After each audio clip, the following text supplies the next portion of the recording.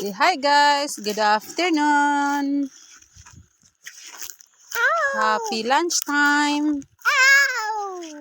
Now we're going to the figs area. Punta kami dito sa aming mga tanim na figs or tubog sa amin sa Pilipinas. Is that a fig? There is. Tignan nyo guys. Oh, we found another fig. Yeah. Ito yung tanim namin na tubog man to sa amin sa Pilipinas. Sa aming isla tawag namin dito. Mom, look. Nilalaroan nga lang namin to guys pero dito pala na. Tada, Mom. Dito pala sa Australia kinakain pala yun guys. Masarap pala siya to be honest.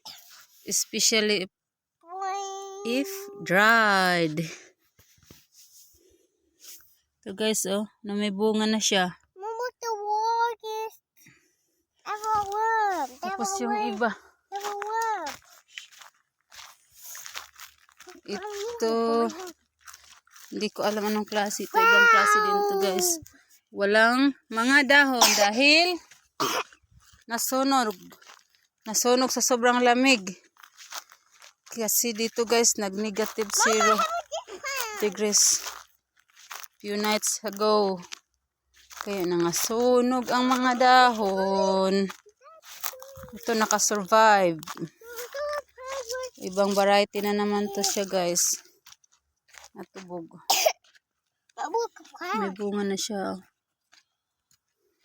Mama, Maliit pa lang. there were plant over there. Over there. Yeah. Oh, there were plant there. Yeah, that's the fig one. Fig tree. Ito pa, isa pa. Ibang variety na naman guys. Nasunog talaga siya Ang dahon. Sa sobrang lamig nakaraang gabi. Grabe. Frost kasi guys yung dahon guys. Alright. Frost yung dahon niya kaya nasunog siya sa sobrang lamig. Another one here. Walang dahon, tinanggalan ko. Pero I think makakasurvive naman siguro to. Ibang variety Wow, what a green thing. Yeah, ibang klaseng fig. I don't know what's that mean, that name. Nasunog yung dahon. Wow. Isa pa to guys.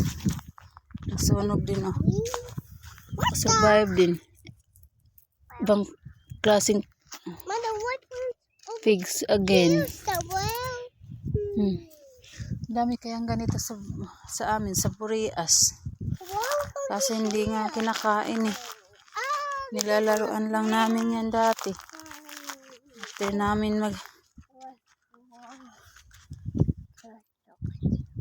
After namin kunin yung kalabaw sa What taking off the weeds? nilagay sa water. So I need some wood. And when you take off the weeds? Yes, no more leaves over there. Oh, no more weeds. Ito pa, another one. Hindi ko alam kung makakasurvive to. You're with Mama. What is that? Yan lang guys. Bye-bye.